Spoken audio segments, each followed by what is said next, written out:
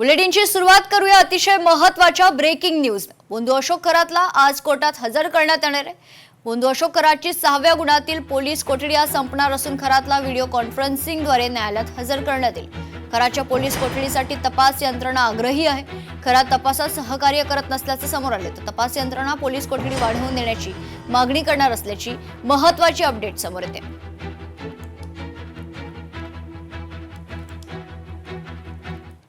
तर खरातच्या form house मधील एक संशयास्पद व्हिडिओ आता एसआयटीच्या हाती लागलाय। महिलांसोबतच्या गैरकृत्याचं सीसीटीव्ही फुटेज समोर आले। कुकच्या माध्यमातून खरातच्या हालचालींवर लक्ष ठेवण्यात आलं होतं।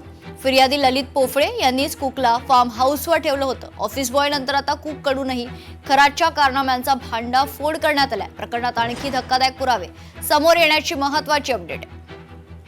सविस्तर माहिती जाणून घेऊयात। आपले प्रतिनिधी महेश महाले आपल्या सोबत जोडले जातात। महेश, काय सविस्तर अपडेट? मेघना, अगदी खरं आहे। अशोक खरातच्या फार्म हाऊस मधील संशयास्पद व्हिडिओ जो आहे तो आता तपासी यंत्रणांच्या हाती लागलेला आहे।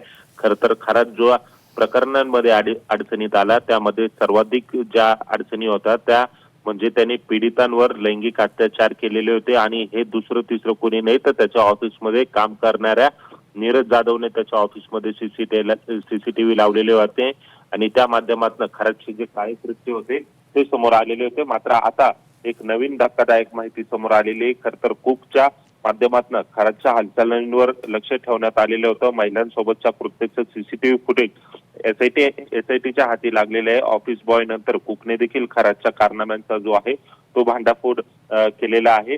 या प्रकरणामध्ये खरातचा आर्थिक व्यवहार सांभाळणारा जो ललित पोफळे आहे यांनीच त्या कुकला फार्म हाऊसवर ठेवलेला आहे आणि त्याच्याकडनं तो व्हिडिओ जो आहे तो काढून घेतलेला आहे आणि हा व्हिडिओ जो आहे आता तो तपास यंत्रणांच्या हाती लागलेला आहे। त्यामुळे या व्हिडिओच्या माध्यमातून खरातच्या संदर्भातले आणखी मजबूत पुरावे जे आहेत ते तपासी यंत्रणांच्या हाती लागलेले आहे आणि या प्रकरणातील आणखी धक्कादायक माहिती समोर येऊ शकते आणि खरातचा पाय आणखीन खोलात जाऊ शकतो। मेघना, महेश, यासोबतच आज खरातला खरं तर व्हिडिओ कॉन्फरन्सिंगद्वारे कोर्टात देखील हजर करण्यात येणार आहे। त्या संदर्भात अगदी खरं आहे। खरं तर 6व्या गुन्ह्याच्या संदर्भात अशोक खरात याला पोलीस कोठडी देण्यात आलेली होती। 3 दिवसांची पोलीस कोठडी होती। ती पोलीस कोठडी आज संपणार आहे आणि अशोक खरातला आज व्हिडिओ कॉन्फरन्सिंगद्वारे जे आहे ते न्यायालयात हजर केलं जाईल।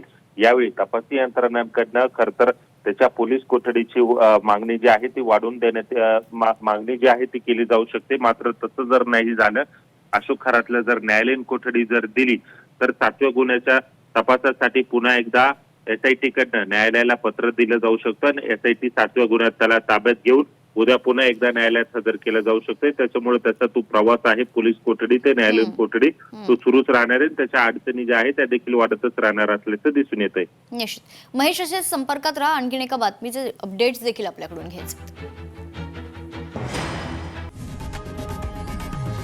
लोकशाही मराठी ऐका, पहा, जागरूक रहा।